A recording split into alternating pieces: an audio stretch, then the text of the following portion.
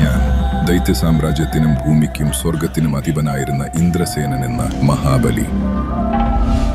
ഇന്ദ്രപദവിക്കായി ശുക്രാചാര്യരുടെ നിർദ്ദേശമനുസരിച്ച് ഞാൻ ശതാശ്വമേധയാഗമൊരുക്കി.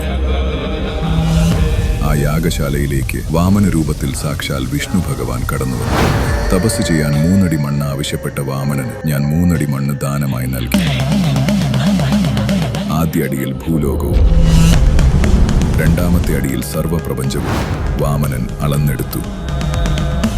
ഇനിയുള്ള 3ാമത്തെ അടി വയ്ക്കാനായി നൽകാൻ എന്റെ ശിരസു മാത്രമേ അവശേഷിച്ചിരുന്നുള്ളൂ.